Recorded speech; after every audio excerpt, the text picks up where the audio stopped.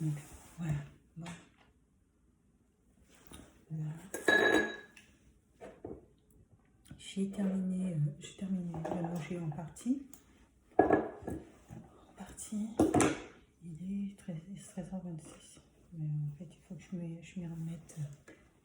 Ça s'est terminé à 13h15, mais je vais prendre à 13h30.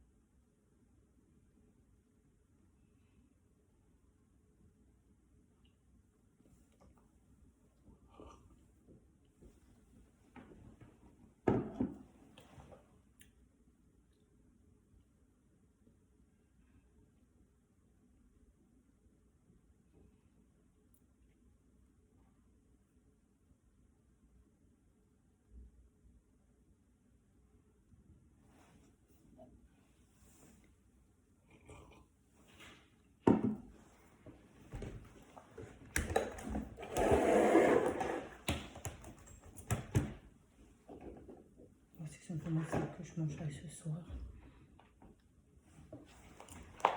Ça pour ce soir.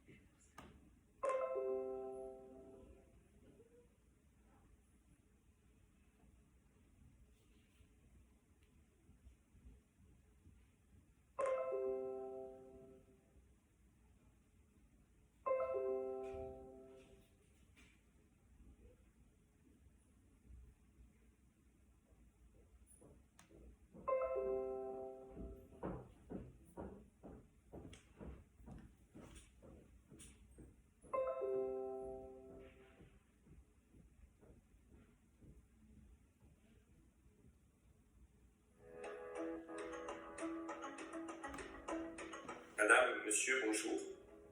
La rentrée est aujourd'hui engagée et nous avons devant nous, nous le voulons ainsi, une très belle année.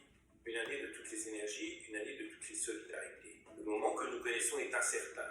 Réchauffement climatique, difficultés économiques, inflation, difficultés sociales. Par rapport à des situations comme celle-ci, la région centre de Loire a la volonté d'être à vos côtés en étant le bouclier social dont vous avez besoin par rapport à vos enfants qui vont à l'école avec la gratuité des transports, par rapport à vos enfants qui sont au lycée avec le soutien manuel scolaire, ordinateur, etc. Nous sommes là. Vous avez besoin d'une région qui répond à vos besoins de formation. Nous sommes là. Vous avez besoin d'une région qui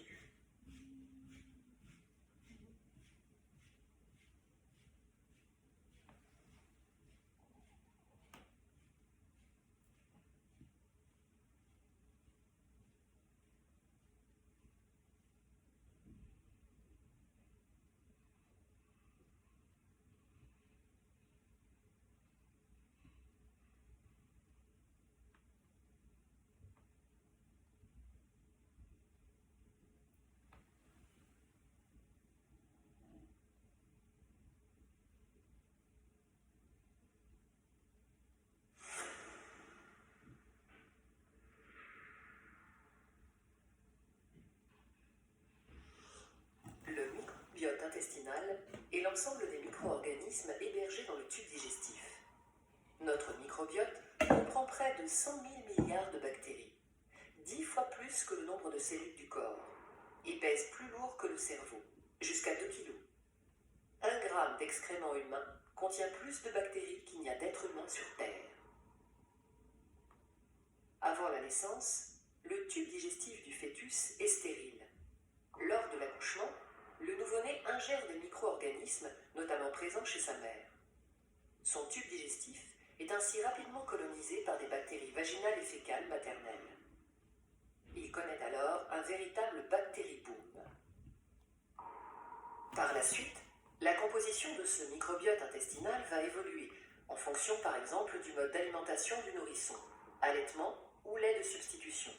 L'allaitement maternel favorisant l'implantation précoce de certaines souches bactériennes. La composition du microbiote se complexifie avec le temps.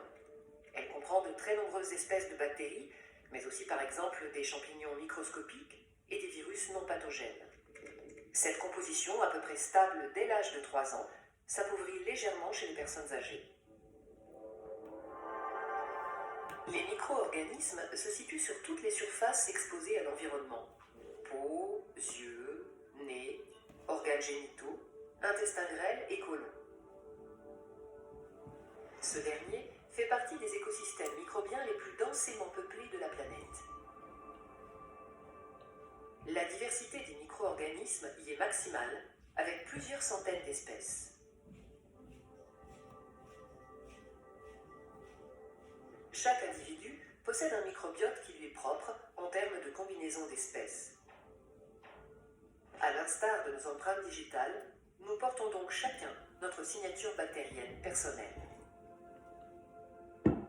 Le microbiote intestinal peut être considéré comme un organe fonctionnel du corps humain, rendant chaque jour d'inestimables services à son hôte. Il est en étroite interaction avec notre intestin et joue différents rôles majeurs. Ainsi, il exerce des fonctions métaboliques essentielles à la digestion. Une fraction des aliments, comme les fibres alimentaires, et une grande partie des glucides, n'est pas digérée par nos enzymes dans l'intestin grêle. Elle est dégradée par le microbiote dans le côlon. Cette communauté intestinale assure également un rôle de barrière contre l'invasion des micro-organismes pathogènes responsables de diverses maladies. Non seulement le microbiote les empêche de s'installer en occupant le terrain, mais les bonnes bactéries du microbiote luttent directement contre les pathogènes par compétition pour les mêmes nutriments et par la production de substances bactéricides. L'intestin représente le premier réservoir de cellules immunitaires de l'organisme. Ces cellules, des globules blancs, jouent un rôle primordial sur le microbiote en faisant le tri entre les bactéries nocives et celles qui, au contraire, sont bénéfiques pour la santé. Le système immunitaire influence donc la composition et la diversité du microbiote, et il s'avère qu'en retour, le microbiote active et influence le système immunitaire. Le stress, la fatigue, une alimentation déséquilibrée ou la prise d'antibiotiques réduisent la variété des micro-organismes présents. Or, leur diversité est fondamentale. Une chute de 30 à 40% de cette diversité peut provoquer l'apparition de certaines maladies chroniques, diabète de type 2, problèmes hépatiques ou cardiovasculaires. Inversement, en modifiant la composition du microbiote, on pourrait prévenir certaines pathologies. Le microbiote intervient sur la digestion, mais aussi à divers niveaux sur le fonctionnement de notre organisme. Son interaction avec le cerveau est un élément dont on commence à peine à mesurer l'ampleur. Il nous faut donc accepter d'être des êtres non indépendants, hébergeant d'autres êtres vivants qui nous sont indispensables.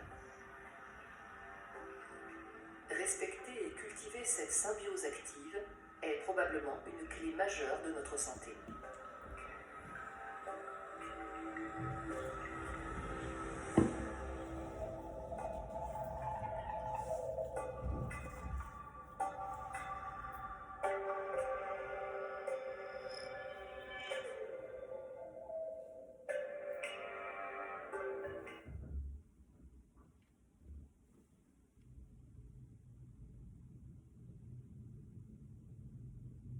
On constate aujourd'hui que les patients et d'ailleurs le grand public semblent relativement peu effrayés de l'utilisation de matière fécale comme traitement.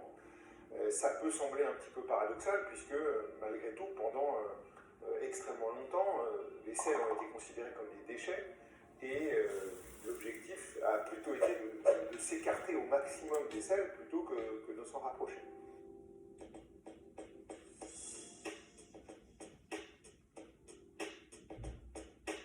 Le microbiote intestinal, c'est l'ensemble des micro-organismes qui sont présents dans notre intestin.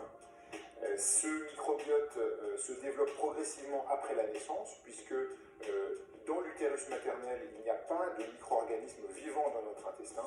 Et progressivement après la naissance, il va y avoir une colonisation de notre intestin par ces micro-organismes pour atteindre un microbiote dit adulte vers l'âge de 3-4 ans.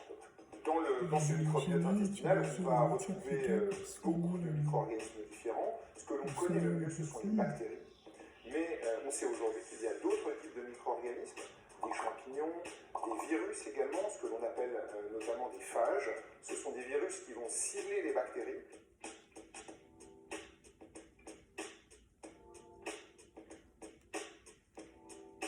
Le microbiote intestinal normal a une diversité importante et d'ailleurs si on la mesure en nombre de gènes finalement, on se rend compte que dans un microbiote intestinal normal, on a à peu près 100 à 150 fois plus de gènes que le nombre de gènes dans le génome humain. Donc ça vous donne une idée des capacités fonctionnelles de ce microbiote intestinal. Et on pense aujourd'hui que plus un microbiote va être riche, plus il va être diversifié, plus on a de chances d'être en bonne santé. Inversement, si notre microbiote se raréfie, s'il s'atrophie, si la diversité diminue, eh bien, ça va exposer à un certain nombre de risques sur la santé. Et en tout cas, c'est ce que l'on observe aujourd'hui. Les patients qui sont malades, les gens qui ont des maladies, que ce soit une maladie inflammatoire de l'intestin, mais aussi un diabète, vont avoir une diversité du microbiote plus faible que celle des sujets sains. Et donc, finalement, c'est un petit peu comme partout, et y compris dans l'environnement, moins on a de diversité, bien moins on est en bonne santé. Le microbiote jouant un rôle très important dans différentes fonctions de notre corps, que ce soit l'intestin, le métabolisme, mais aussi la manière dont notre cerveau fonctionne, c'est assez logique de se dire que si ce microbiote est altéré, si sa composition et surtout ses fonctions sont altérées, eh bien ça peut avoir des conséquences sur notre santé et pourquoi pas jouer un rôle dans le développement de certaines maladies. Les données que l'on a aujourd'hui suggèrent que ce microbiote est effectivement altéré dans un certain nombre de maladies neuropsychiatriques, neurodégénératives, que ce soit la maladie de Parkinson, peut-être la maladie d'Alzheimer, l'autisme, la dépression et bien d'autres. Après, il faut quand même rester prudent, même si ce microbiote potentiellement va jouer un rôle, on ne sait pas du tout aujourd'hui si c'est un rôle important ou un rôle mineur. Autrement dit, dans une maladie, vous avez différents acteurs qui peuvent entrer en jeu finalement, et c'est pas parce qu'un acteur est présent qu'il a un rôle dominant, ça peut être finalement qu'un rôle accessoire. Donc là, c'est vraiment la recherche en cours et qui est finalement encore relativement récente, qui nous donnera des réponses dans les prochaines années.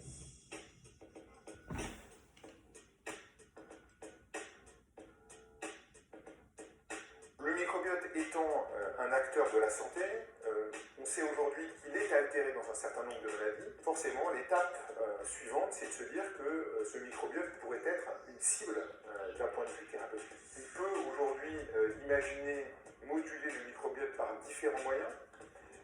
La première possibilité, c'est d'aller cibler des bactéries qui sont des mauvais acteurs dans notre santé.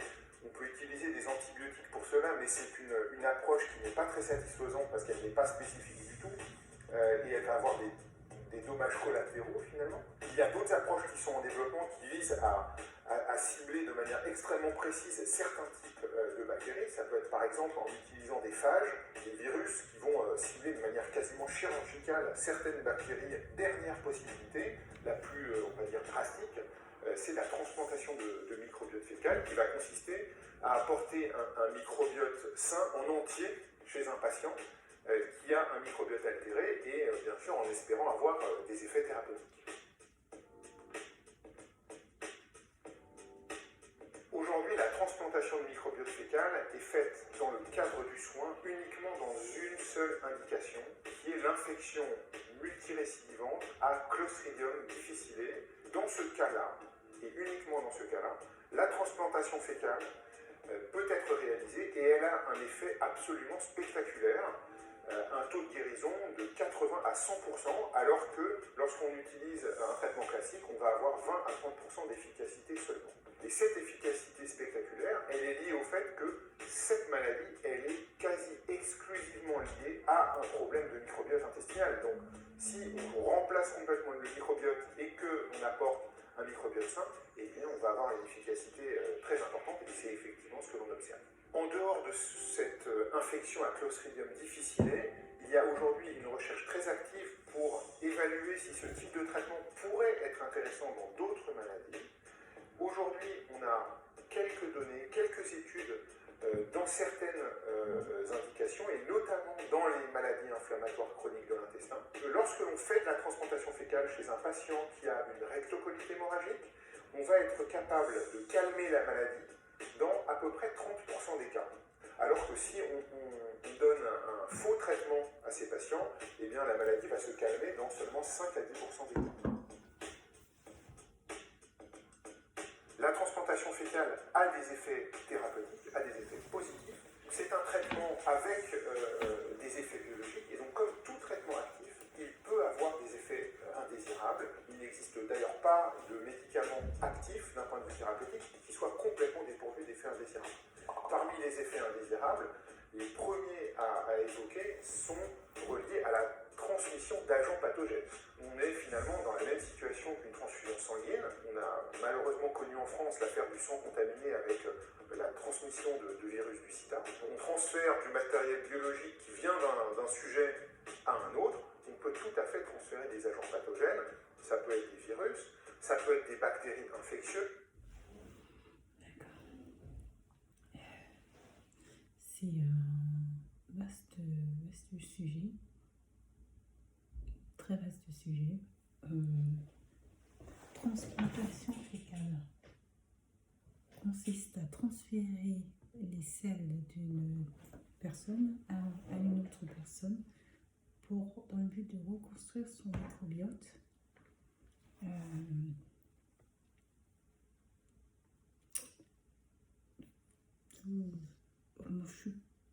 En tout cas, je ne suis pas convaincue.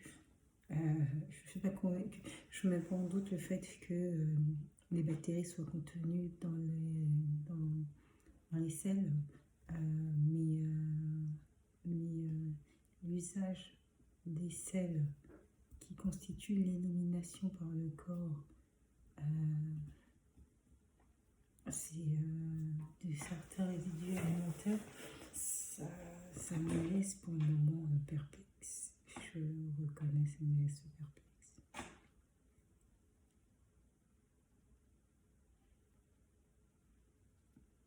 Ça me laisse perplexe. Mais pourquoi, après la médecine, fait des merveilles, fait des recherches, et on est un peu surprise, on peut être surprise.